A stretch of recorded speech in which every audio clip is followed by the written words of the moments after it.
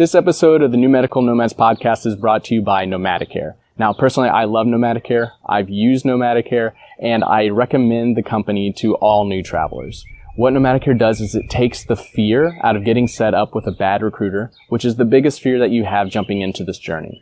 So they sit down, they interview recruiters, they vet them, get them on a list, and then provide them to you as a free service, as a free recruiter matchmaking service in order to get you started on your journey. Now, usually you only get 2 recruiters going through Nomadicare, but being a listener of the show, you can get 3. So this is how it's going to work. You go to nomadicare.com/Dylan. You will get set up with 3 recruiters to be on your dream team, as well as a guide to get you started on your journey. Hey Nomads, this is Dylan coming at you from Silicon Valley.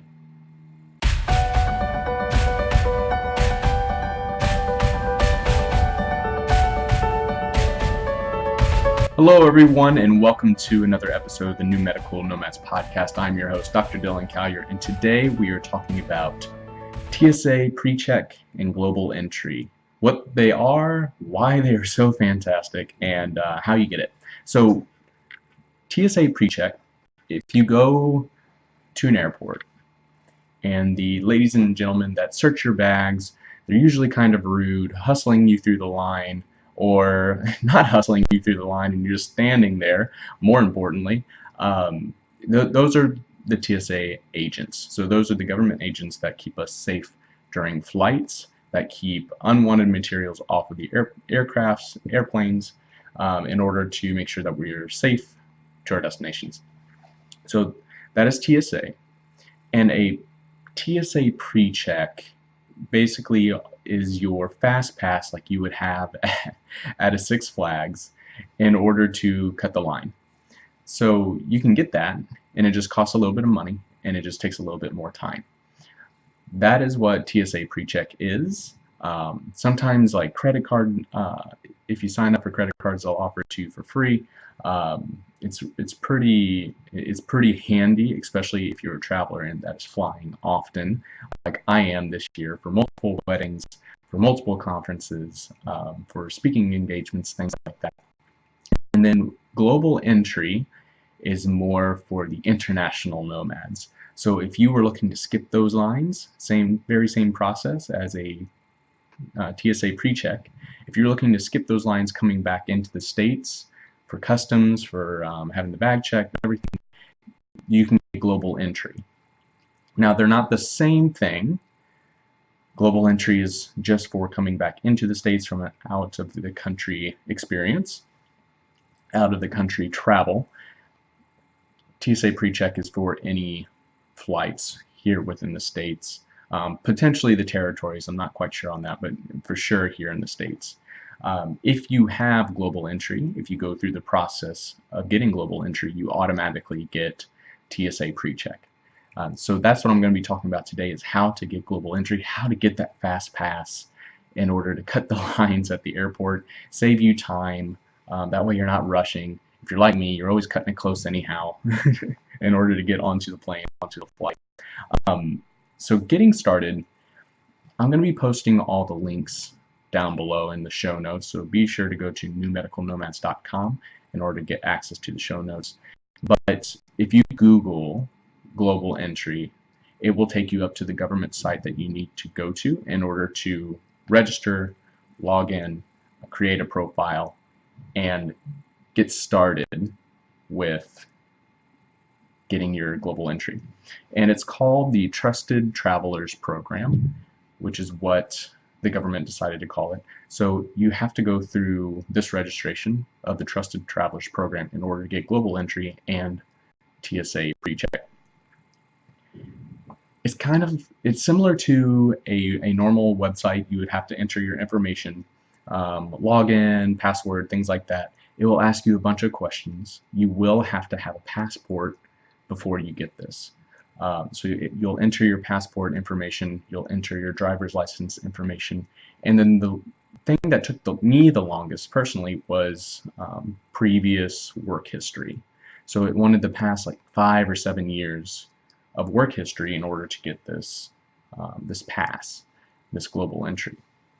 So if you are a traveler thinking about traveling, you're a wanderluster, not quite a nomad, this would be a perfect time for you to do this because it's going to save you time with entering all the previous job employments that you've had for the past 5 years. Especially if you're just coming out of school, all you have to do is say, hey, I was a student during this whole time. Fantastic. So that is the longest portion of entering your information so that they can do the background check, so that they can check your record, your history for any arrests, things like that. And the employment history was for the past 8 years, so you'll have to put in the past 8 years of employment. For mine, I ended up putting, because I was a W-2 employee under staffing agencies, I put the staffing agencies that I was working for, not the individual clinics. So there's a little tidbit to save you some time when you're entering that. But after, it might take you an hour to do that, an hour to 2 hours. Once that's done, you submit it, and then it will tell you if it's complete or not. Once it's complete, then you have to wait in order to schedule for an in-person interview at a customs or global entry supported area for them to do this interview.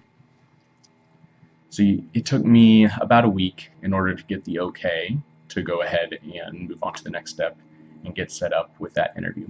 Once you have the ability to set up an interview, you have to get within a year that you supplied all that information within the Trusted Travelers program. So once you are cleared in order to schedule the interview, you have a year.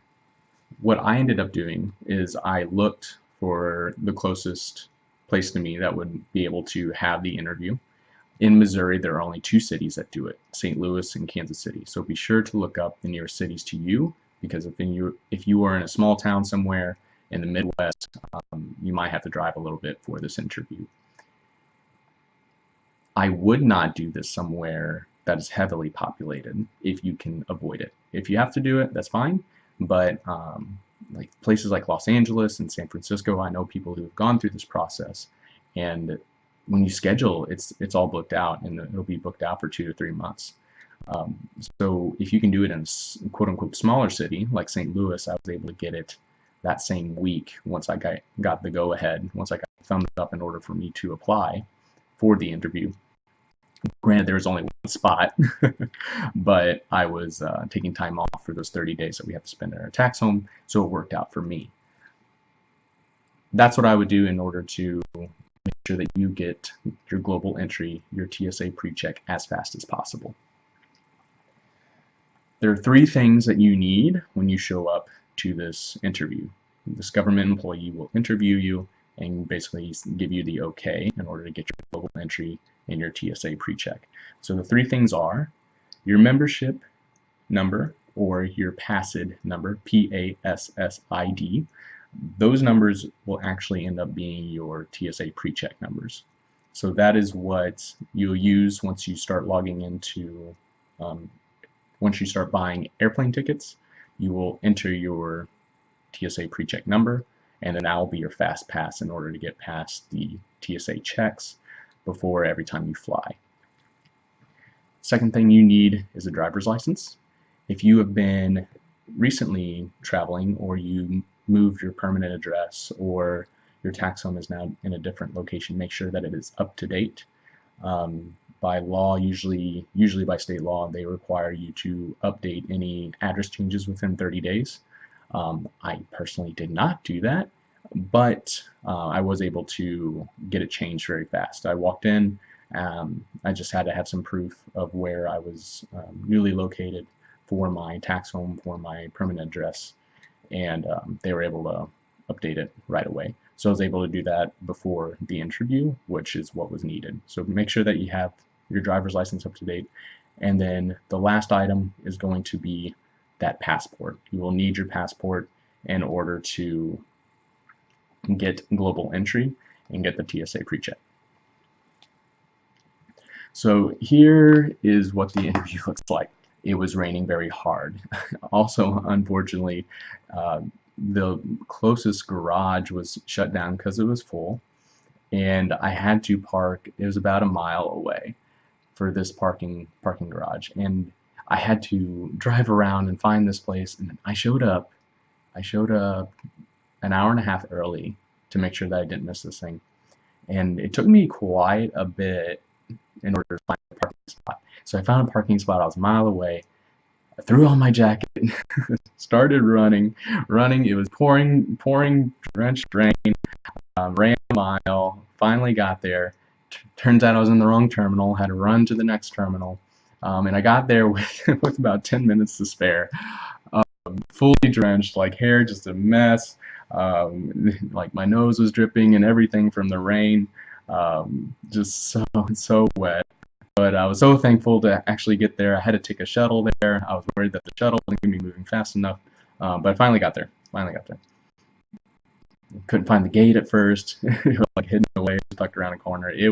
I was very nervous that I was going to miss it. But made it. 10 minutes, and you walk up, and there's like nobody in this room. And I see a small little sign, and she said Trusted Travelers Program. So I put my name, and I go sit down. And about 5 minutes, a guy who looks like he's wearing a uniform. It's very similar to what a police officer would wear, kind of gun on his hip type of thing. I said, "Hi, yes, my name's Dylan Callier." He's like, "Great, come on back." So we walk down this long corridor, and we finally get to this room. There's several desks, but he's the only one there that day. And the interview really isn't an interview. The only question that they ask is, have you been arrested? Ever. And I have not been arrested. I don't know how that would affect the interview, but he takes a look at the driver's license, he enters the information, takes a look at the passport, enters that information, he takes the PASID number or the membership number, enters that, and then he hits enter, and then you wait around. So we chit-chatted for a little bit. He was asking me about medical travel, and he was very interested. He had never heard of it before, so we were talking about that. And it took us about 10 minutes of waiting. Finally, the computer spit back, said that I was good to go. And after that, the number instantly starts working. So even though I had like a ticket that I'd bought, once you were approved, it instantly starts working. So all I had to do was call the airport in order to get my TSA number onto that plane ticket, and then I could skip lines. So I had heard before that it takes a very long time. For me, this process took about a week and a half, very, very quick, considering like how long it takes like just to get your passport in general. So this was very quick for me, but I think in a bigger city, especially if you're fighting for those positions for that quote-unquote interview, it will take you some longer time. But that was very quick. It was very easy. The interview wasn't anything big. It wasn't anything scandalous. They did take your fingerprints, but they use digital. You don't have to worry about the inks much. You don't have to wait. It's a very quick process. The hardest part is finding that interview. If they only do it in major cities, you might have to drive in order to get there. Make sure you get there early in case you can't find parking lot, because it seems to be that they're usually in airports. But that is how you get TSA Pre-Check and global entry. It is amazing, especially if you are flying all the time. If you're a nomad that's constantly flying, getting back, having to go home, go to weddings. Your sister has a you have a new nephew, your sister has her first kid, something like that. You want to be home for it. It's so nice to just have the ability to not worry once you show up to the airport, if you're going to get stuck in line, to show up an extra hour early just to make sure that you can get through the TSA checks, through the body scans, through the searches for the bags and stuff. But it just makes your life so much easier in the airport. But Nomads, if you were looking for the next episode of the New Medical Nomads podcast, you can find the official launches on New Medical Nomads podcast Facebook page or at newmedicalnomads.com. If you're looking for the early episodes, feel free to subscribe to the iTunes channel, Spotify, or on YouTube. That's where I usually upload them ahead of schedule before the official launches. If you have any questions about global entry, about TSA Pre-Check, please put them in the New Medical Nomads group on Facebook. And everybody have safe travels.